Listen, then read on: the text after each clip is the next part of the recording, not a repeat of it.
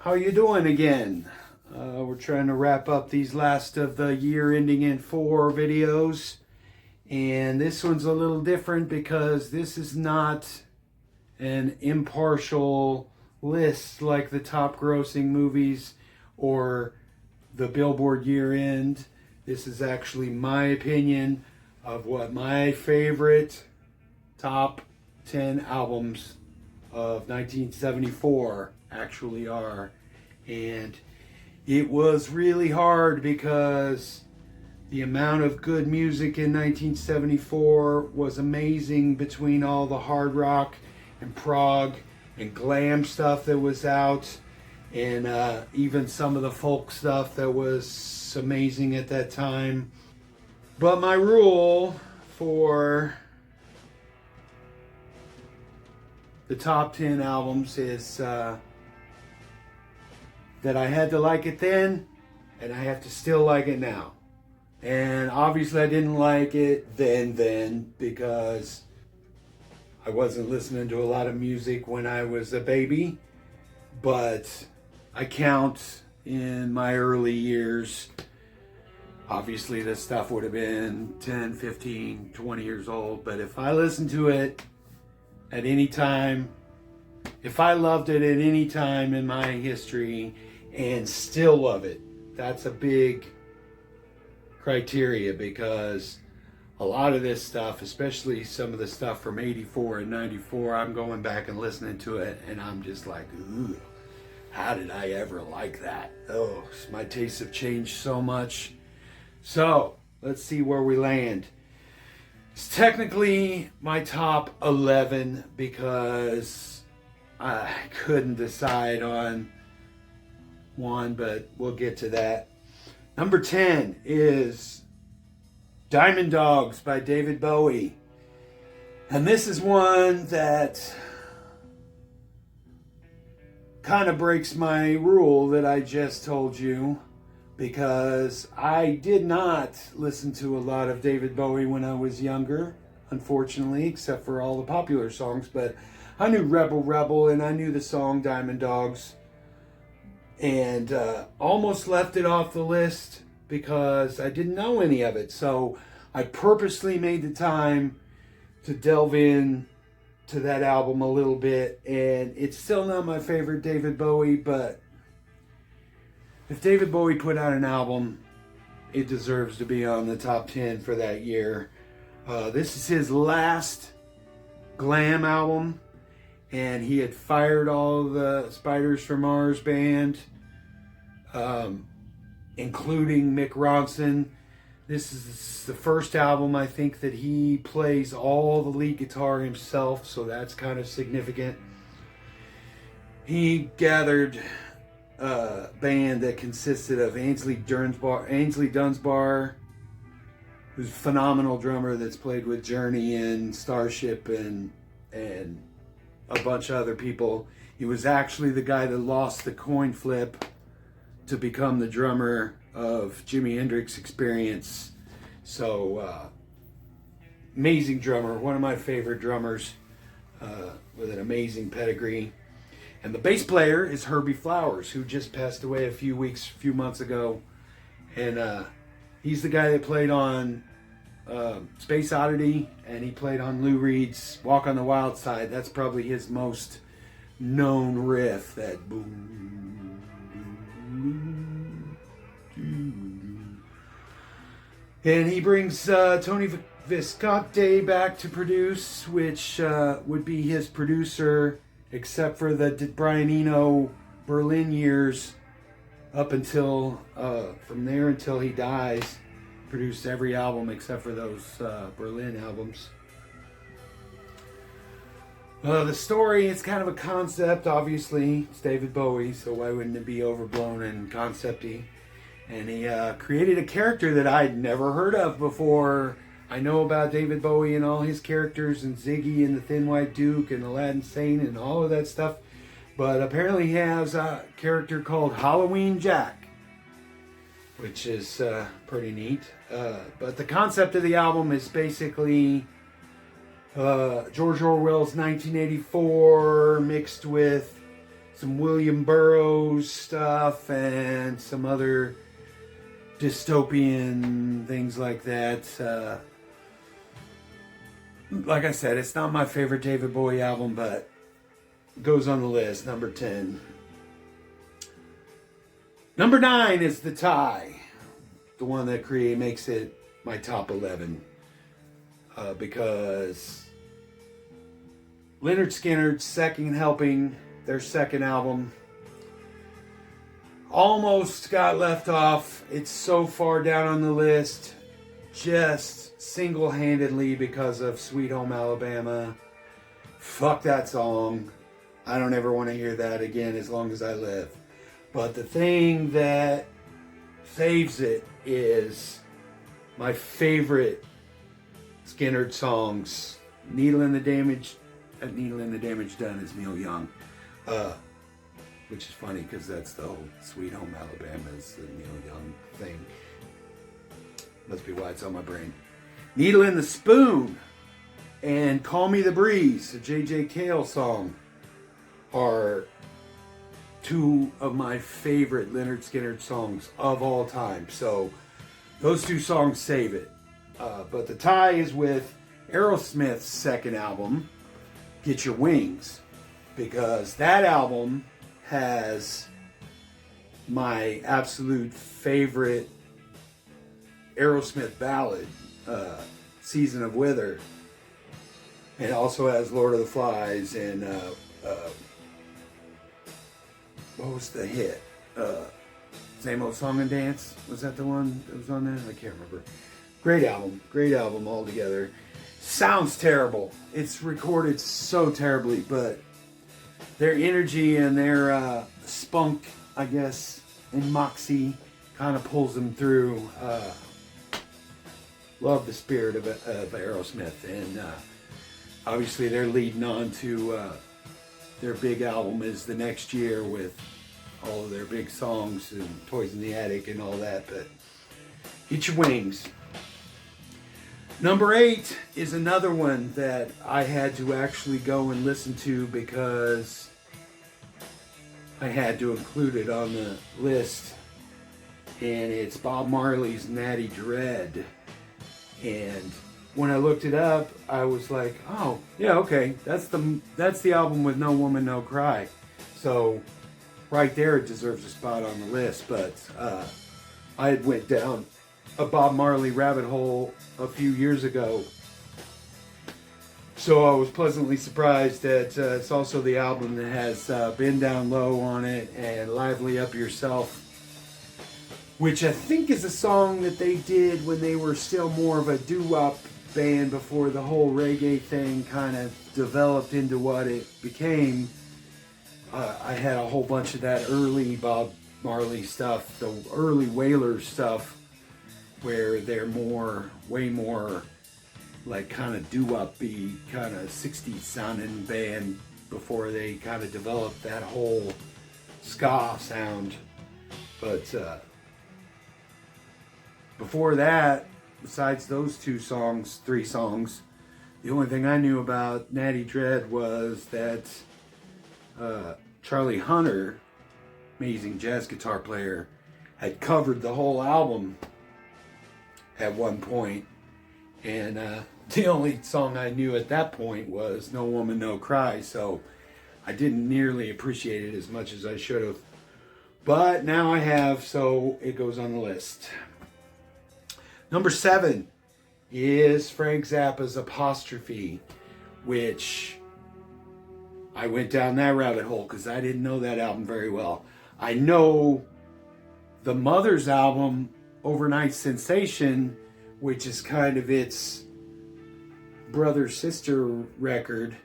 At some point, when they were still making Mothers of Invention records, Frank Zappa would use his own name on albums that had extra material that didn't fit on the regular album, or other stuff that he recorded with other people, and that's what this is. He had a jam track with Jack Bruce and Jim Gordon, which became the title track, and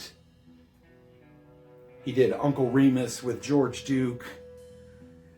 But Cosmic Debris is the big song that I know on here. The whole album starts with the whole Don't Eat the Yellow Snow. And it's like 4 or 5 songs that tells this whole story. And it's just kind of silly. And I always remember hearing that Don't Eat the Yellow Snow when I was a kid. But I never knew the music. But Cosmic Debris is the song, man. He had Tina Turner and her backup singers do all the backups on it. And they do all the backups on Overnight Sensation too. And apparently they were still under the thumb of old Ike. And he heard the music they were working on. And he thought it was trash. So he wouldn't let them put their name on the album. So that's why nobody knows that it's Tina Turner singing on those songs. But Frank Zappa, to his credit, kind of saw how much of a dick Ike Turner was to Tina Turner and ended up paying them like 3 times as much than they were supposed to get paid, and really took care of them. So that's really awesome.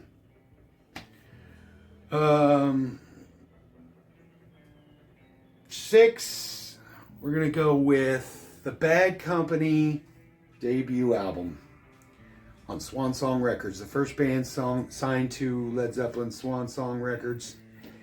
And man, that album just reads like a greatest hits.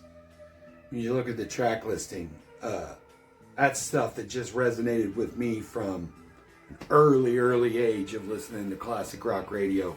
The song Bad Company, which was ruined years later by the Five Finger Donkey Punch.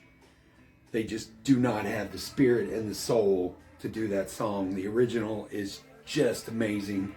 Ready for Love. Oh, the album ends with Seagull, and that's one of the greatest acoustic songs ever. Is Paul Rodgers is such a soulful vocalist, and everybody in the band is a superstar from another band. This is a great super group coming together from the guys from Free, and then Mick Ralph's coming from Spooky Tooth, I think is where he came from, and Boz Burrell coming from King Crimson. Oh, that first Bad Company album. They had other hits, but there was nothing that tops that first Bad Company album. What number are we on? Number 5 is Tom Waits, The Heart of Saturday Night. I was first exposed to Tom Waits because of the album Bone Machine.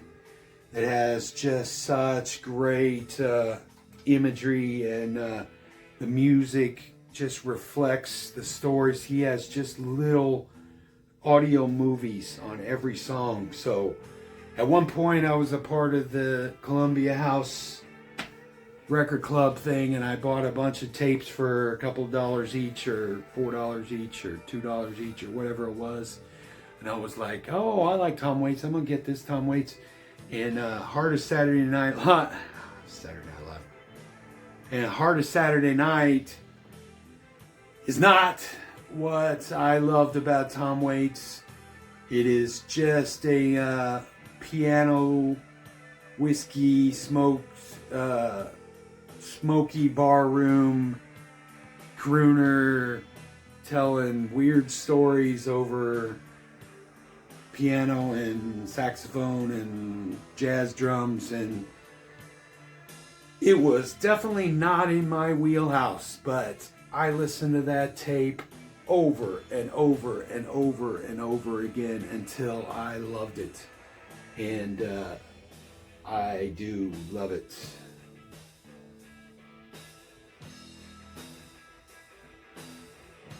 Number 4, we have Robin Trower, Bridge of Sighs.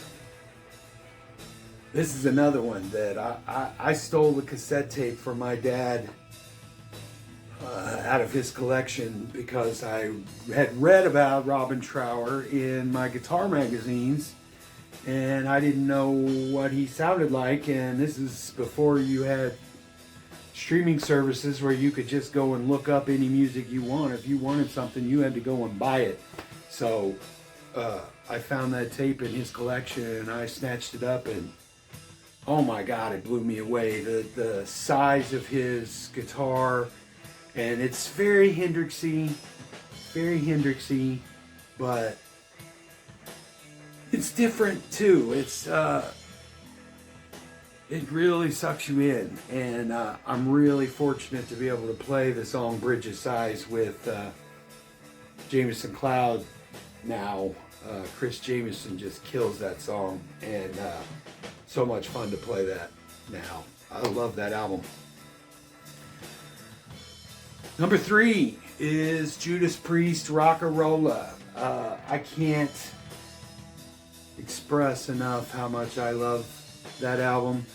It's definitely not what Judas Priest ended up being when they became big, chunky, heavy metal, leather-clad, Harley-riding heavy metal, but it's a fun record. The songs are great. Rob Halford sings great, and it's just got a vibe, man. From real chunky, heavy riff type of stuff, super, I would almost say funky, but not funky in the way you think of funk, just in the riffs. It's heavy guitar, but it's got a lot of soul to it, a lot of funk to it.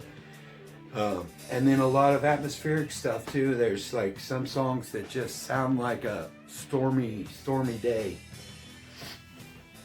I can't suggest that album enough.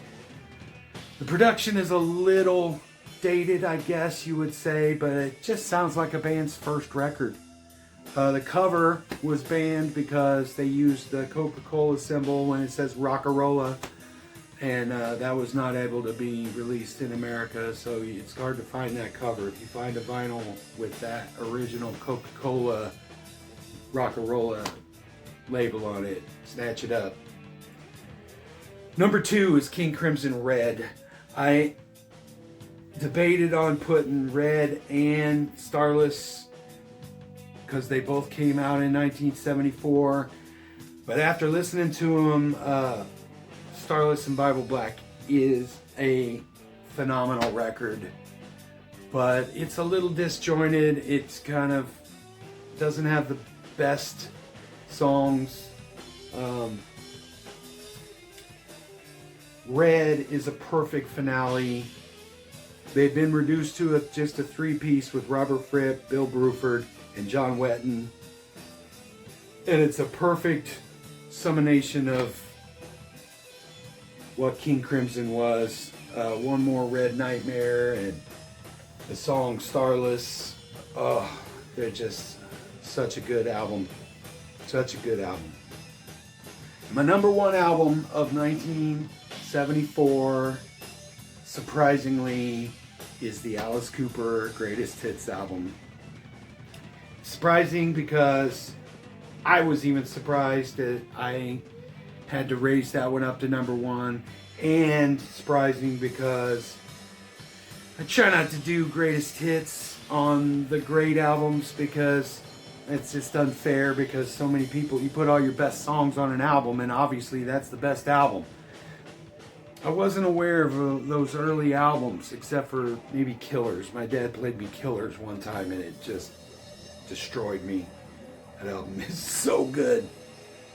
But the Greatest Hits obviously has all the hits, 18 and No More Mr. Nice Guy and School's Out and all that, but Hello Hooray is that song I think Alice Cooper still starts his shows with. So good. Billion Dollar Babies, Teenage Lament, Under My Wheels, Be My Lover, Is It My Body, Desperado. Just every song is just a banger. Every song is just a banger. So anyway, that's my top 11 albums of the year. That took a little bit of work to compile that list, so I hope you appreciate it. Check out some more of my videos. They're all coming.